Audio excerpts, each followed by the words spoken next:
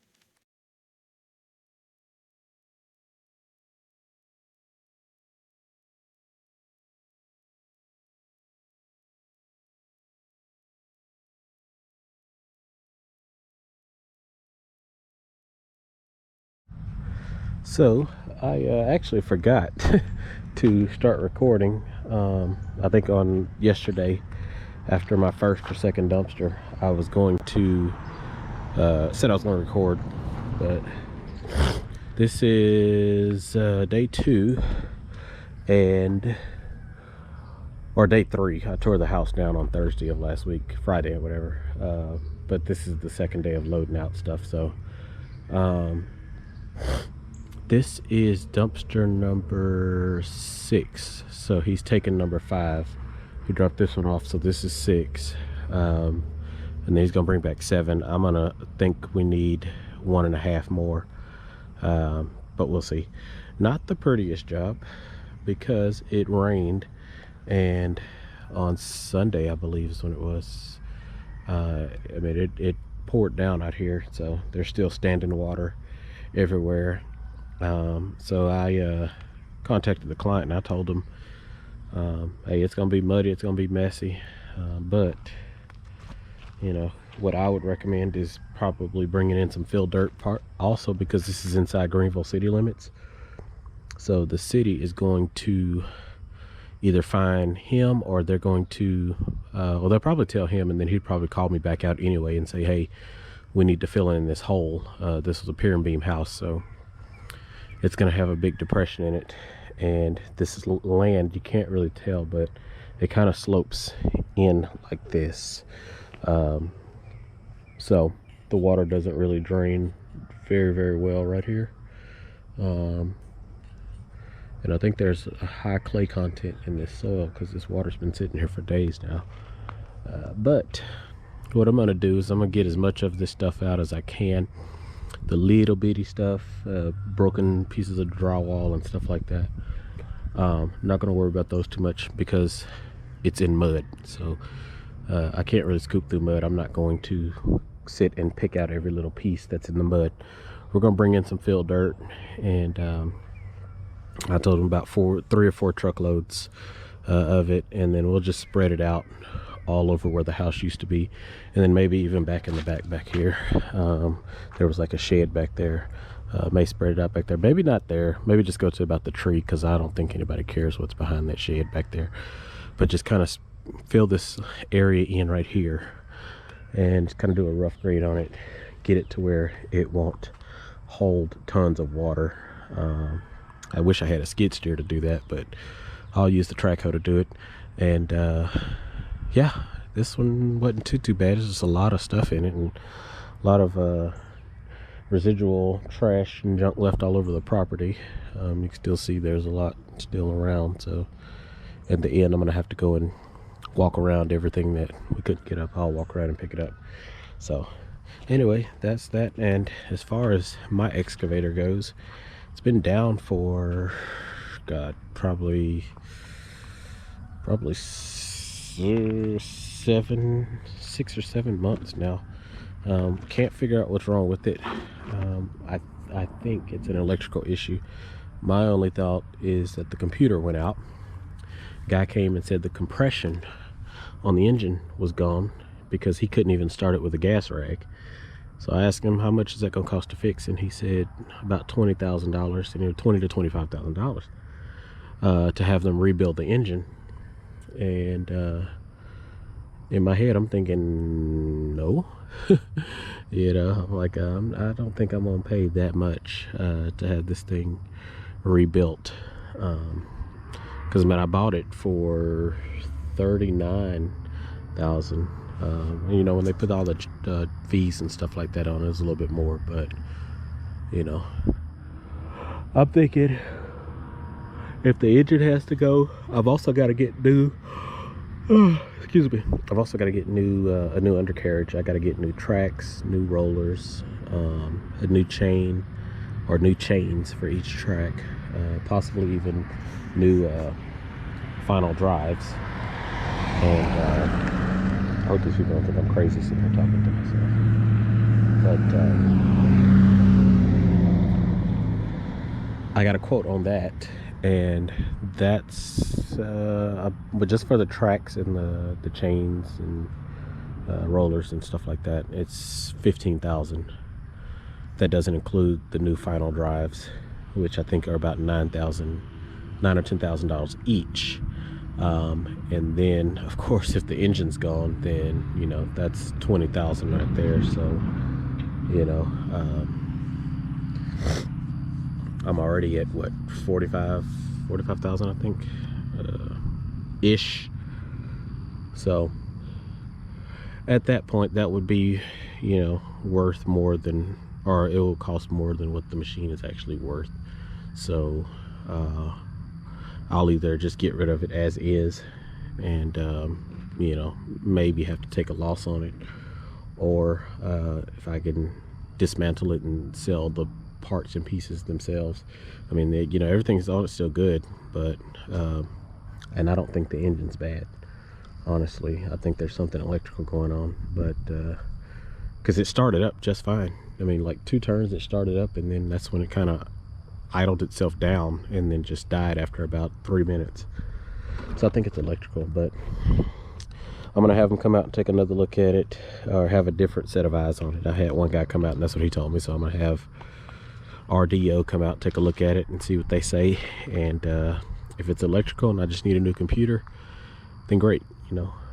But if they say nope, the engine's gone, you know, we'll get rid of it, take a loss. And I'm thinking my next vehicle or next excavator is either going to be a Volvo or I said Komatsu, but I heard something about Komatsu, like if a function acts up or something like that, like you can't do 2 functions at once. So if you have something go out, you can't do 2 functions at once. I don't know if that's true, but yeah, this guy's coming around the corner quick.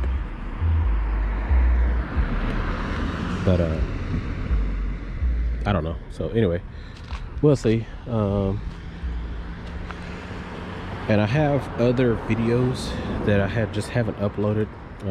We haven't been completely stagnant. You know, we've been working. A lot of the jobs we've been doing, past 2 jobs have been interior demos. So I've got several jobs lined up. I just hope I can get to all of them in time, because like I said, I am having to rent this equipment again until I can get my machine going. But I don't know, we'll see.